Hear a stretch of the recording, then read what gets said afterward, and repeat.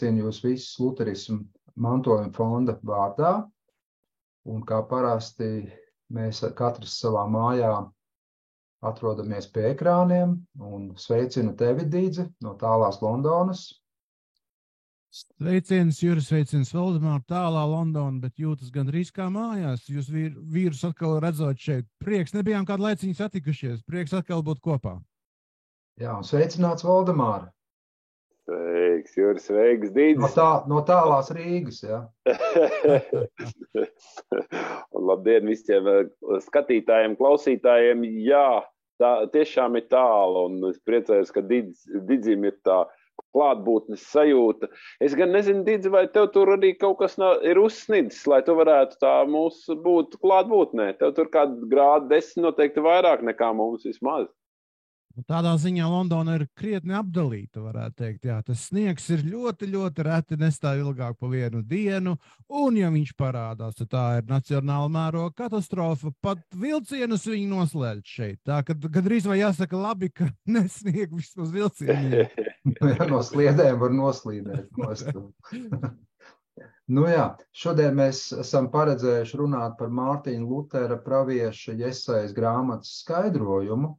Un kā parasti aicinu sekot līdzi Luterismu mantojuma fonda YouTube kanālam, arī Facebookā mums ir sava mājaslapa, mums ir arī, protams, mājaslapa internetā, tā kā lūdzu sekojiet līdzi visiem mūsu jaunumiem. Un starp citu, par cik šodien ir 28.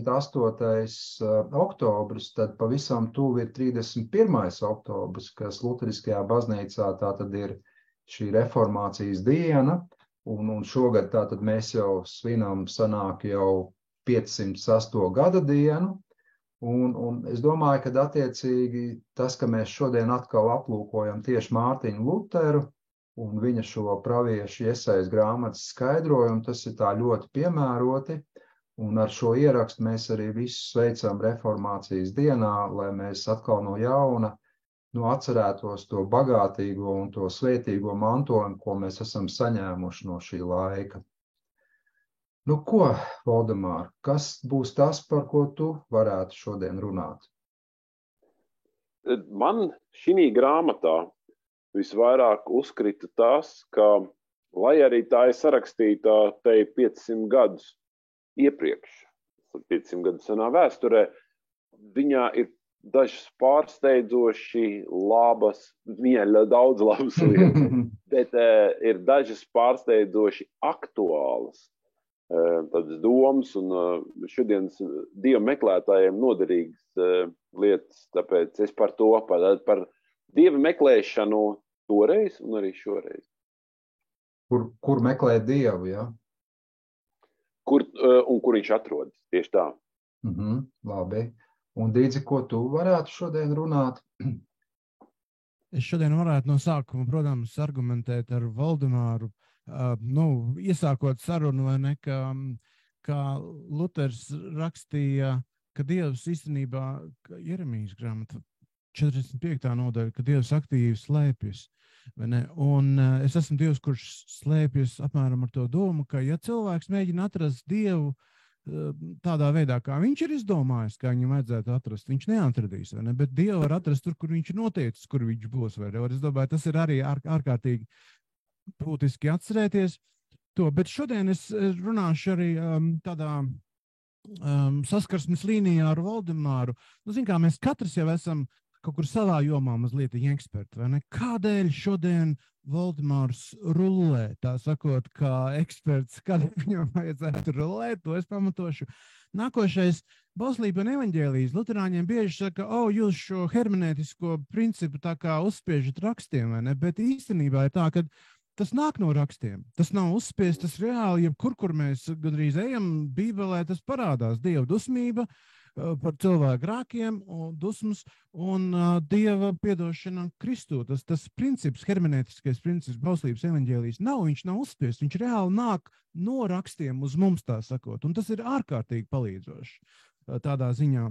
Tad vēl mazliet es gribētu pieskarties varbūt tā simboliskā valodā to saucot, ka daudz cilvēki dzīvo arī bez Dieva un saka apmēram neķer kreņķi, viss būs kārtībā. Vai būs kārtībā? Parunāsim par to arī.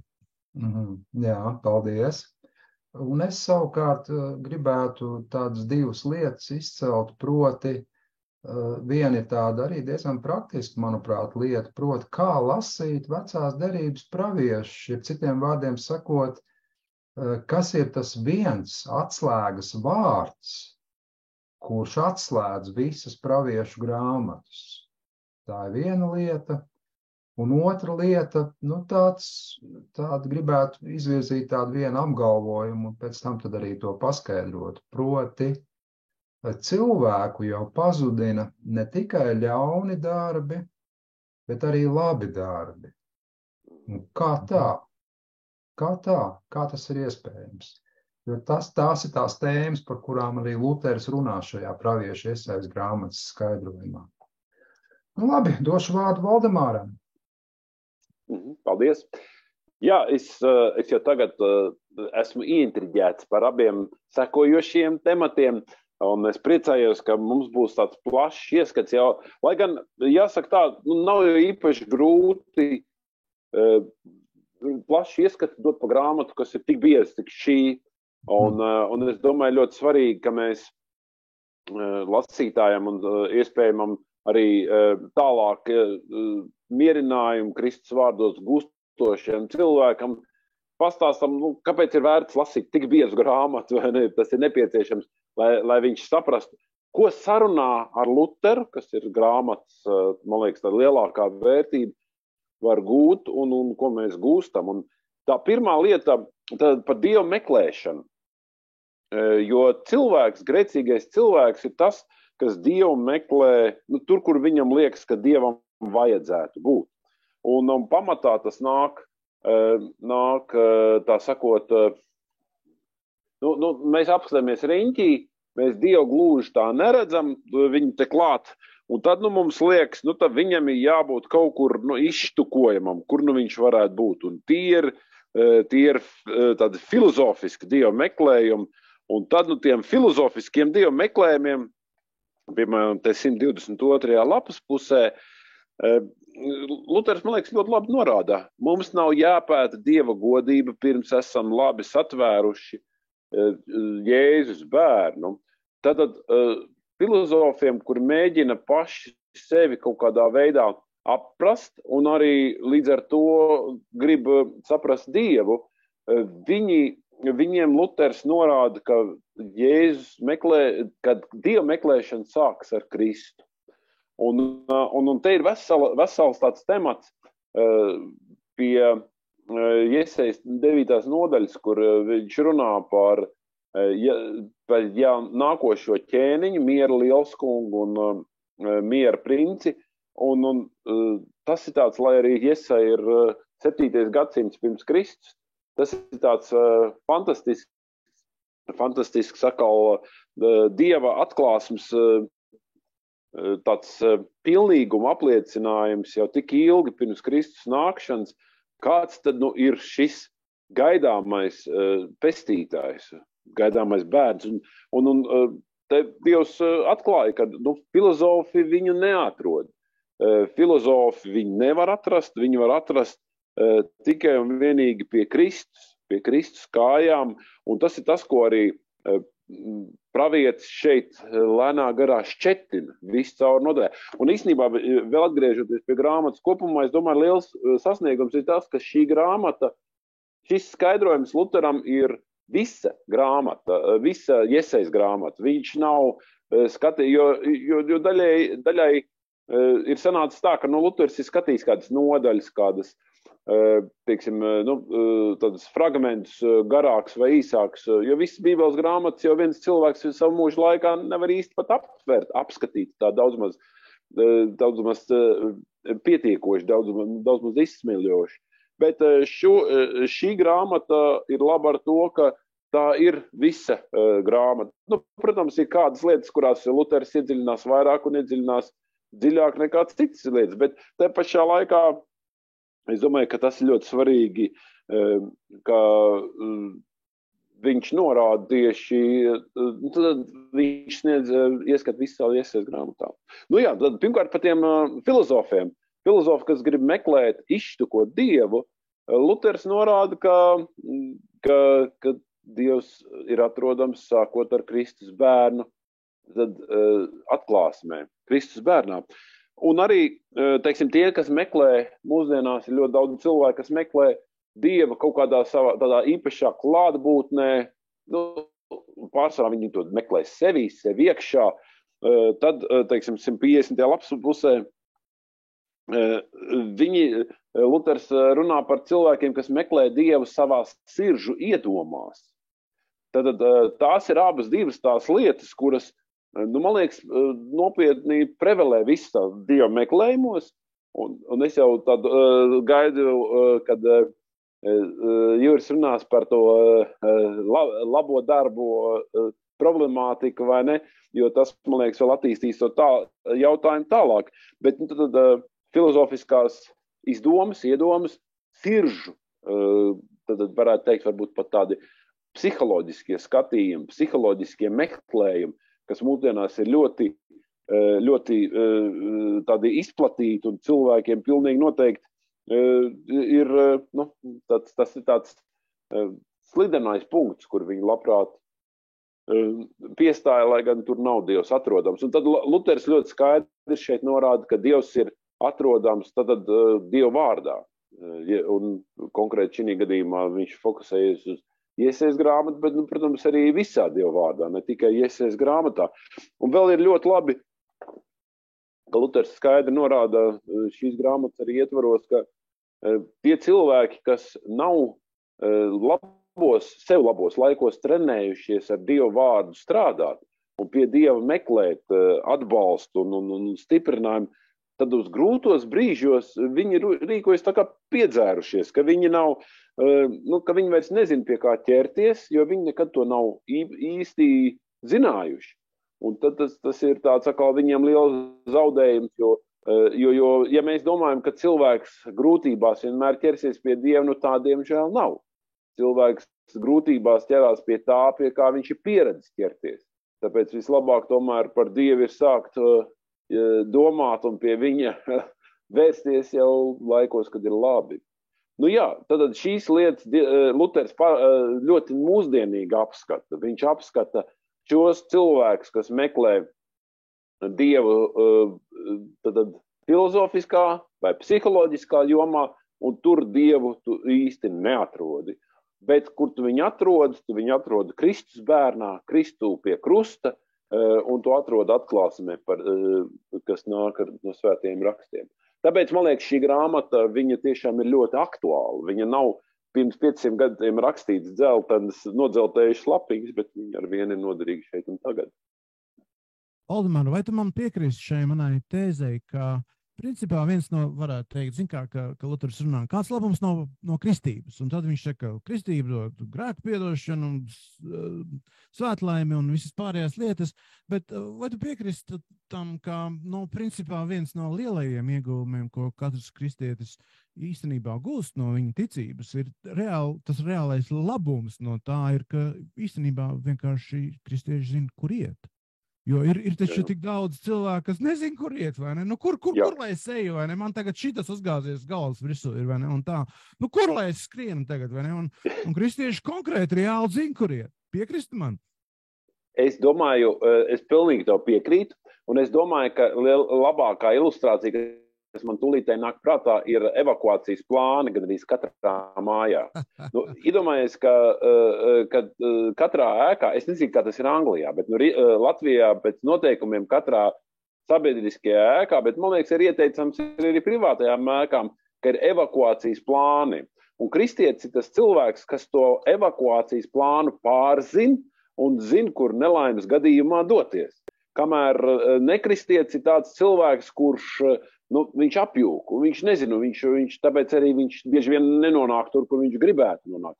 Un kas ir ļoti svarīgi par tiem evakuācijas plāniem, nav jau tā, ka cilvēki vienreiz uz viņiem paskatījušies, ka viņi tiešām ir eksperti, un tāpēc nopietnās iestādēs un arī skolās un tā, to evakuāciju viņu praktizē, lai zinātu tieši, kas tev jādara, jo tāpēc, ka tas, kas tev var noķert, tas tā nelājuma, tā traģēdija, viņi jau var noķert tev pilnīgi, tā, ka tu jūties droši un tu nezini, tu esi pilnīgā tādā neziņā, jo tu esi visu laiku atlicis. Tā kā paldies, tas bija ļoti labs tāds norādījums. Valdemār, runājot par evakuācijas plāniem, zinot apmēram Latvijas situāciju un Anglijas situāciju, caurmēra iestādē, paņem Latvijas iestādi un sareizina ar 3, un tad apmēram būs Anglijas iestādes. Jā. Tā situācija tā, te viss ir par to vēl. Health and safety. Šeit tā sakot, vai tas ir visur, un šeit, ap citu, varbūt par to evakuācijas plānu kaut kā tā uzskatāmāk var ieraudzīt, bet labi, mēs runājam par kultūras atšķirībām, tas nav tik daudz. Jā. Paldies, tev bija ļoti interesanti piezīme. Paldies, Valdemār, ka tu izcēli to tēmu, ko Luters ļoti bieži uzsver. Ja mēs kaut ko gribam par Dievu zināt un par Dievu vadību mūsu dzīvē, tad tas galvenais avots ir ārējais Dieva vārds, vai ne? Un kāpēc es to saku? Tāpēc, kad vēl nesen, satika ar cilvēku, kurš varbūt pārstāv, tā saucamās populārās kristietības to spārnu, un tur ir raksturīgi tāda frāze, piemēram, Dievs ielika man sirdī. Piemēram, es eju uz centrālu tirgu, un Dievs man ielika sirdī nopirkt to un to desu. Ja, labi, nebūsim tik vulgāri un tik prasti. Dievs man ielika sirdī, piemēram, izlasīt tādu un tādu grāmatu. Ja. Un tas ir tāds tipisks piemērs, no kā Luters nevis baidījās, bet brīdināja. Tas ir visu nelaimu cēlonis, tā kā mēs pievēršam uzmanību tam, kas notiek mūsu sirsniņās, vai ne? Un kā bieži vien izrādās, es atceros joprojām no seniem laikiem tāds joks bija, kad neskapēc, piemēram, Amerikā, tā kā mācītāji maina draudzes, un Dievs viņiem ieliek sirdī, Dievs viņiem ieliek sirdī doties uz to un to draudzi, tad pētījumi atklāja to, ka izrādās, ka parasti Dievs ieliek sirdī tādas draudzes, kur ir lielākas algas. Jā, un runājot par, ko tu minēji, vulgāro piemēru par desu vai ne centrālu tirgu, varbūt daudziem sirdī ieliek labāko, jaunāko aliņu izmēģināt, tā sakot, reāli sirdī, tā kā, tā kā tur sirds ir tāda lieta, vai ne, īpaši no bibliskā aspekta, vai ne, ka viņi ir maldīgi lietiņi, jā. Jā, 53. lapas pusē Luters tieši par to, ko tu, Jūri, saki, ļoti labi uzsver. Dieva vārds ir tas, kas pārveido un saviļņo sirdis, turpretī atklāsmes dara tās uzpūtīgas. Jā, paldies tev. Tas ir arī ļoti labs punkts. Labi, došu vārdu tagad Didzim. Jā, kā es minēju ievadā, šī saruna zināmā mērā ir Valdemāra godības brīdis, tā sakot, ne tik daudz Jura vai mana un kādēļ. Es to teicu tādēļ, ka interesantā veidā Luters uzsver šajā grāmatā, ka tieši vēsturiskās zināšanas ir tās, kuras varētu būt visvairāk vajadzīgas, pat vairāk nekā gramatikas zināšanas. Un es to atradu diezgan interesanti. No tāda, varbūt pat kaut kādā mērā no filozofiskā vai lingvistiskā aspekta vai vēsturiskā aspekta, vai ne, kam viņš dod prioritāti. Un ņemot vērā, ka Valdemārs, protams, ir vēsturnieks, vai ne, tad tā ir, Valdemār, tava tādā ziņā godības stunda. Bet viena lieta, ko es tiešām gribētu, ja man būtu iespēja ar Luteru tagad tā pārunāt, vai nekad viņš tādu tieši uz vēsturi uzsvaru liek, īpaši postmodernā pasaule tagad, vai ne, un gandrīz nākus pie tāda neatgriezeniska secinājuma, un tajā ir vērts varbūt kaut kādā mērā ieklausīties, ka respektīvi vēstures izklāsts vienmēr vairāk vai mazāk ir kaut kādas cilvēka pieredzes vadīts vai cilvēka interešu vadīts vai zināmu grupu interešu vadīts. Piemēram, mēs tagad dzirdam Krievijā, viņi saka, viņi pārakstīs visas vēstures grāmatas bērniem, Tādēļ, ka, lai atbilst jaunai ideoloģijai, tā sakot, vai ne? Un tur ir tas jautājums, vēsturi jau īstenībā var šķobīt un grozīt, kaut kādā mērā, kā katrs uzskata par vajadzīgu. Un es zinu, ka tieši tā objektivitāte ir par ko vēsturnieki ārkārtīgi runā, vai ne? Vai var būt 100% objektīvs tieši vēsturiskajā vērtējumā. Interesanti, Valdemār, būtu tavs viedoklis šajā aspektā, bet, manuprāt, tas viss beigās un galā pieļaujot, ka viena vēsturiskā interpretācija ir kaut kādā mērā subjektīva, jo beigās tas cilvēks ir tas, kurš to saka, vai ne? Subjekts ir tas, kurš kaut ko saka, vai ne? Bet tomēr es domāju tā kopumā tas rāmis, kur ietvaros cilvēku funkcionē, ir vairāk tieši no Bībeles ņemot to, kur Jēzus prasa saviem apostoļiem, ko jūs sakat, kas es esmu? Ja? Apmēram. Un lielā vai mazā mērā, es domāju, tas ir arī tas, ko katrs saka, vai ne?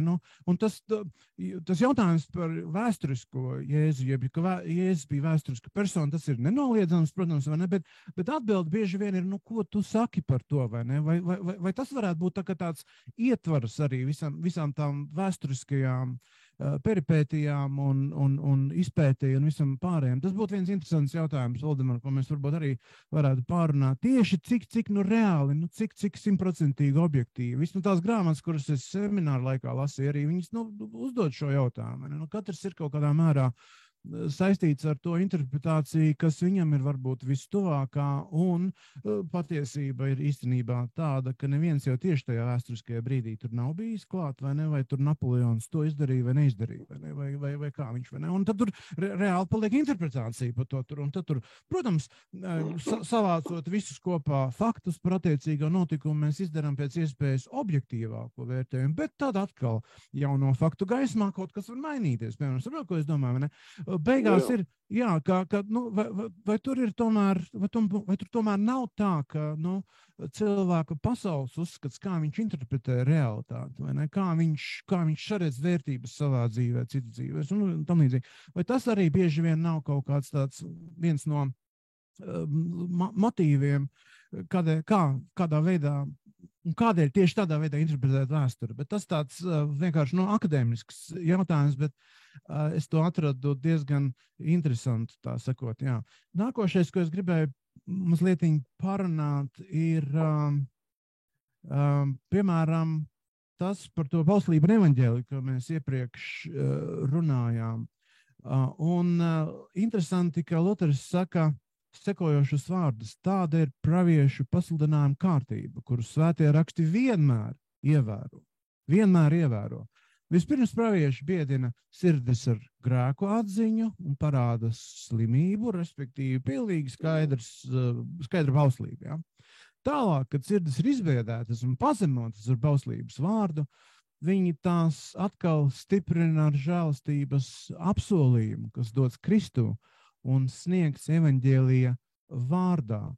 Šo kārtību svētais gars vienmēr ievēro. Tas ir ārkārtīgi, es domāju, ļoti zīmīgi. Tas, kā svētais gars strādā ar mums ikvienu, atklājot grēku, un pēc tam, protams, neatstājot izmisumā un tā. Bet interesanti arī, ko viņš saka, ka Sātans rīkojas pretēji. Vispirms viņš mierina un glaimo, tātad, kaut kādu aspektu, tā kā evaņģēlijs no sākuma, ne, vismaz cilvēkam, ja man mierina un glaimo, es esmu pārlaimīgs, tur nav variantu. Bet interesanti, jā, ka Sātans tieši to stratēģiju izmanto, viņš mierina un glaimo, lai sirdis nepamanītu, ka grēks tik smagi aizvaino Dievu. Tad, kad ir izdevies ar šo paņēmienu pievilt vājās sirdis un iedzīt tās postā, tajās mostas šausmas. Wow, diezgan skarbi vārdi jāsaka, jā. Sātans biedina un nomāca sirdsapziņas līdz iedzintās izmisumā. Šeit mēs runājam reāli izmisums, kur es skriešu, ko es darīšu, kas būs. Šajās šausmās Luters turpina, kas patiesi ir mūžīgās dzīves priekšvēstnesis, viņš dvēseles pamet, lai tās ienīstu Dievu, necerētu uz viņu žēlastību un uzskatītu savu grēku par lielāku nekā Kristus nopelns. Tie ir vislielākie zaimi pret Dievu. Šeit mēs tuvojamies pamatīgiem dziļumiem, vai ne? Uzskatīt lielāku, visvairāk es aizvaino Dievu, ir uzskatīt, ka mans grēks ir lielāks nekā Kristus nopelns. Jā, tas ir pamatīgi teikts, bet patiesi, reāli patiesi, vai ne? Kā to var aizvainot Kristus nopelnu, ko viņš darīs. Bet tas, kas, protams, parādās līdz ar to, līdz ko es esmu šo pateicis, vai ne, kā pareizais veids ir no sākuma izsamist, tā sakot, un pēc tam atrast risinājumu. Bet kā sātana stratēģija ir pilnīgi otrādi, no sākuma mierināt un pēc tam pateikt, nē, īstenībā tu esi grēcinieks, ja?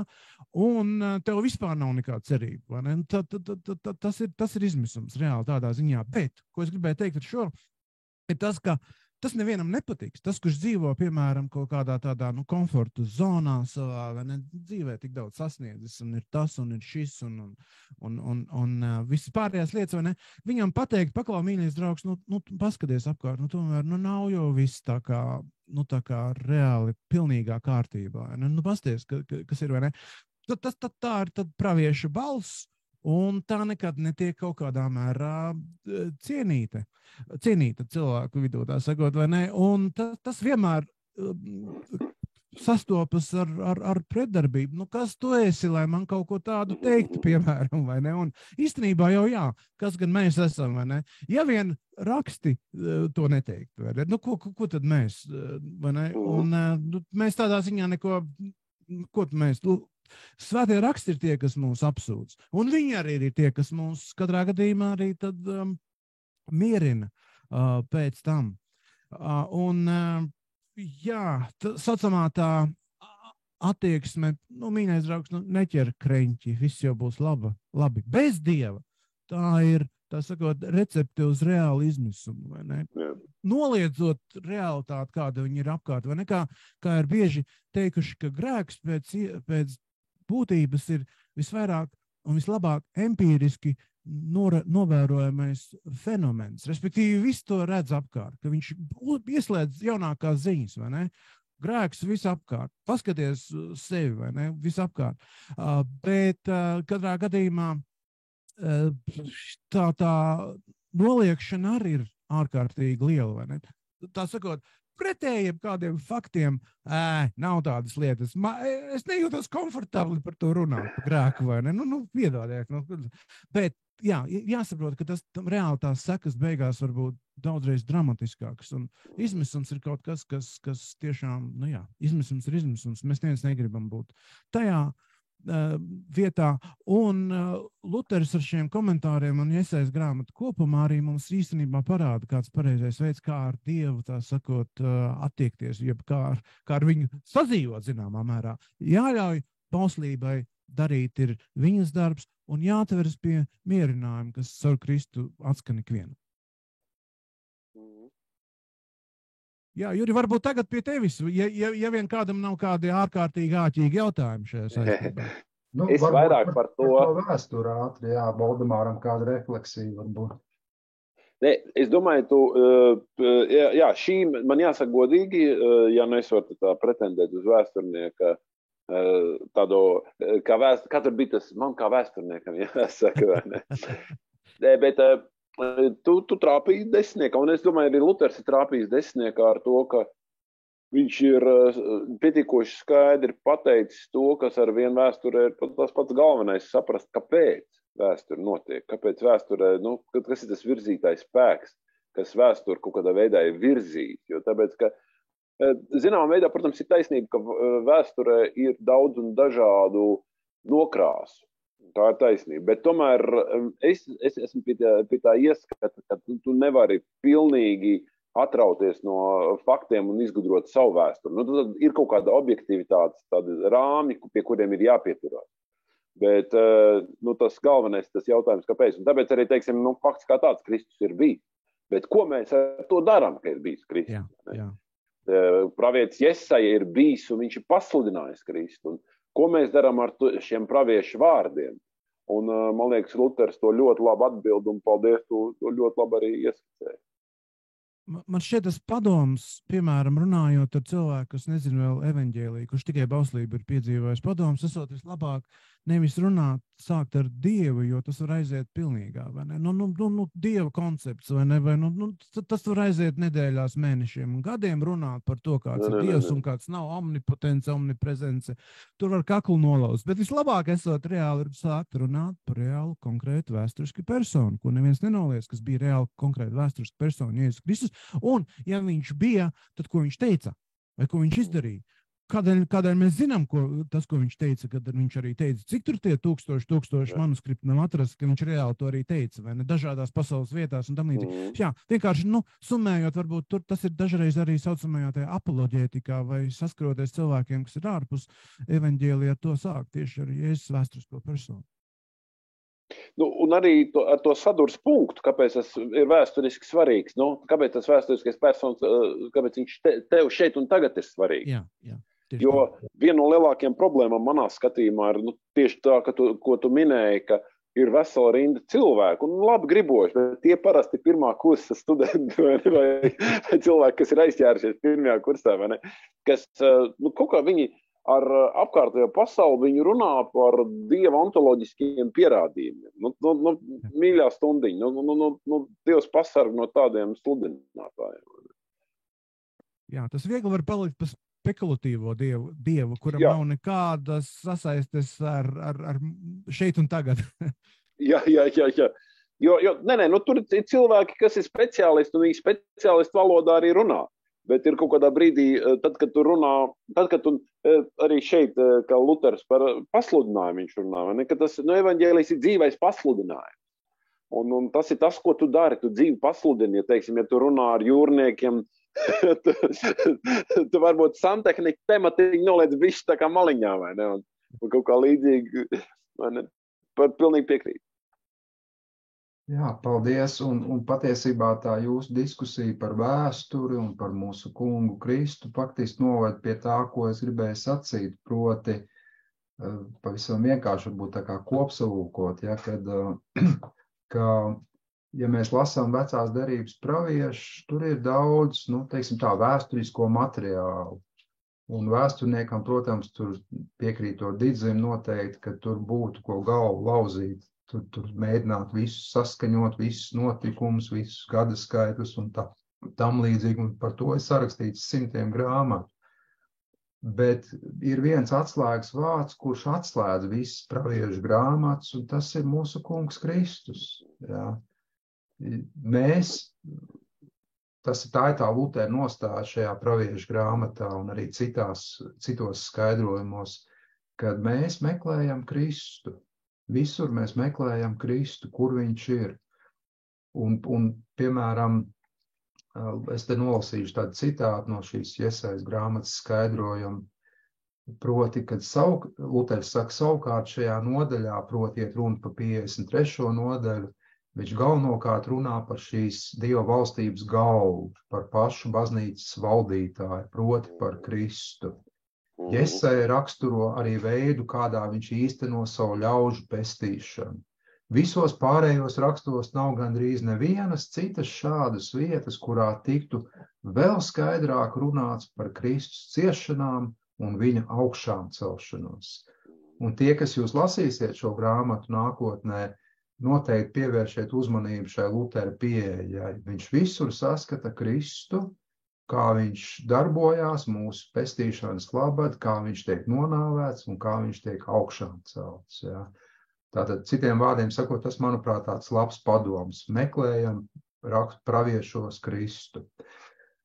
Tā otra lieta, ko es pieminēju sākumā par tiem, kad cilvēki pazudina ne jau tikai ļaunie darbi, bet arī labie darbi, tāda, manuprāt, ir baigi interesantā un ļoti svarīgā tēma, kas faktiski jau parādās, to mēs ļoti spilgti jau redzam jaunajā derībā, kur ir šis dalījums no vienas puses muitnieki un grēcinieki, no otras puses farizēji un rakstu mācītāji.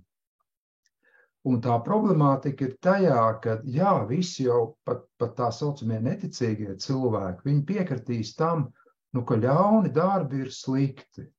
Mēs visi piekrītam, ka, piemēram, žūpošana, tur laulības pārkāpšana, tur zakšana, tur laupīšana.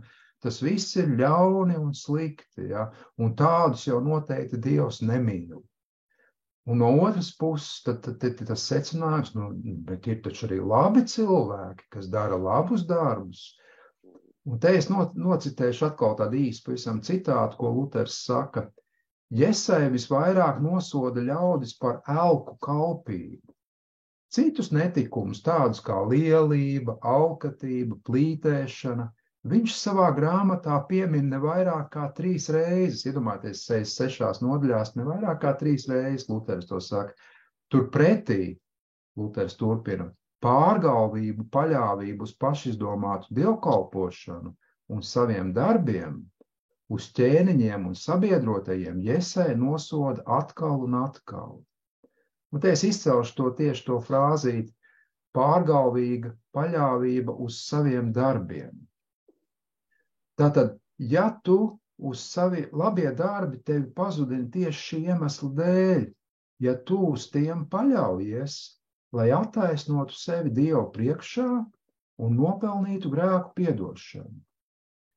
Ja tas ir tas iemesls, kāpēc tu dari šos labos darbus un tu viņiem piedēvē šo augsto vērtību, attaisnošanu Dievu priekšā, grēku piedošanu no Dieva, tad ar tevi paliek arvien sliktāk. Un starp citu šī tēma vēl parādās arī Heidelbergas tēzēs, ko Luters ir sarakstījis, tās šķiet bija 3. tēze, kad jo cilvēks vairāk dara labus darbus, jo vairāk viņš to pazudināts. Bet tas ir tieši jāsaprot šādā kontekstā, ja? Jo tu vairāk paļaujies un mēģini sevi attaisnot Dievu priekšā labajiem darbiem, jo ar tevi paliek arvien sliktāk. Un tas galvenais iemesls, kāpēc tu jau tādā ziņā atņem godu Kristum. Priekš kam tad viņš ir vajadzīgs? Kāpēc viņš tad mira? Ja tu paļaujies uz saviem labajiem darbiem. Tātad, tā ir tāda ļoti, manuprāt, svarīga tēma, ko mums ikdienā vajadzētu noteikti ņemt vērā.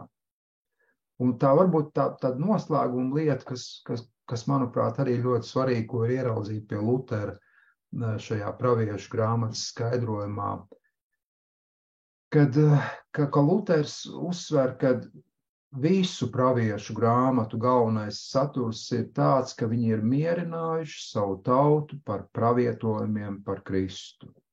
Ja. Praviešu grāmatas vienmēr tātad ir jālasa kā tādas, kas sagatavo nākotnes tautu Kristus atnākšanai, lai gan, protams, vairums praviešu runā par laicīgo valstību, tomēr tādā apslēptā veidā tie vienmēr norāda uz Kristus valstību. Un tajā ziņā šīs praviešu grāmatas ir kā tāds mierinājums visiem ticīgajiem ļaudīm par Kristus valstības nākšanu.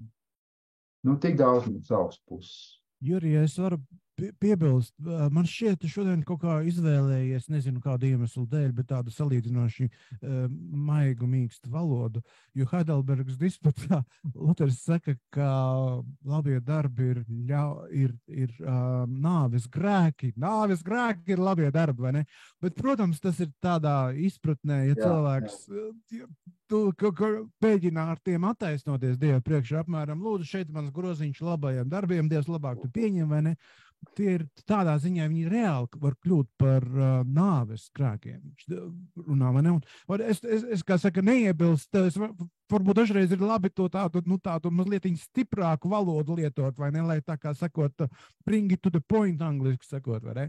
Bet, tu zini, man šodien ir pilnīgi skaidrība, ka Svētais Gars ļoti, ļoti aktīvs ar mums darbojas, jo savos pierakstos gatavojoties šodienai, jo es biju paņēmis tieši to pašu citātu. Es viņu varēju lasīt uz savu ekrānu, to, ko tu nolasīji. Tas ir interesanti no visas grāmatas, vai ne, ka mēs to atrodam kā, abi divi atrodam kā ārkārtīgi runājoši, bet vēl viena nianse tikai, tur ir arī pieminēts pārgalvība, paļāvība uz pašizdomātu dievkalpošanu un saviem darbiem.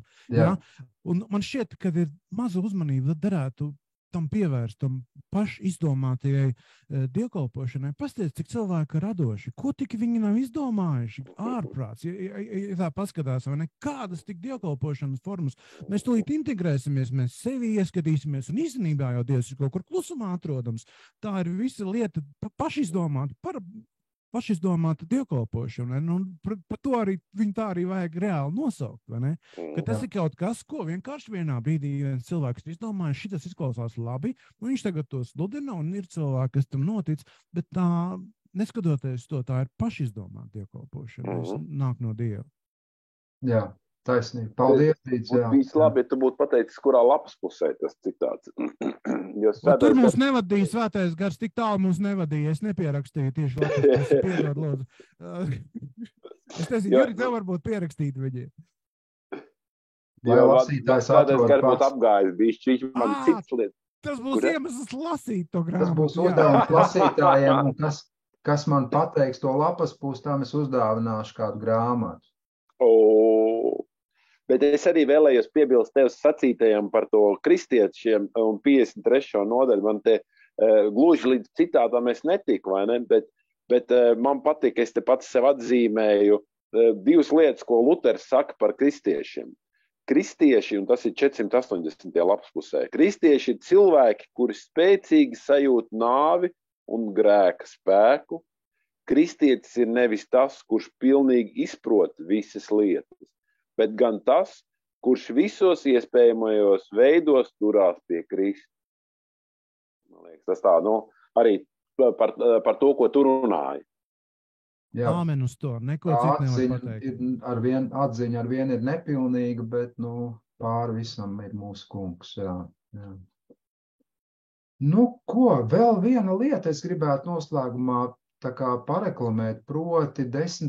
novembrī Luterisma mantojuma fonds un Lutera akadēmija organizē konferenci, kas ir veltīta Mārtiņam Luteram, un tur būs vairāk tādi priekšlasījumi, diezgan tāds piesātināts vakars, sākums ir 5:00 Vecrīgā, Lutera akadēmijā, tā kā, ja kādam no klausītājiem ir laiks un iespēja piedalīties šajā konferencē, tad mēs aicinām piedalīties.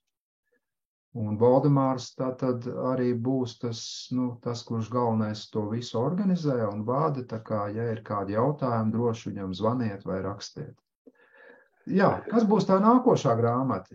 Es pieņemu, ka mēs šodien esam beiguši, ja mēs daudz lietas esam pieminējuši. Kas būs tā nākošā grāmata, ko mēs varētu runāt?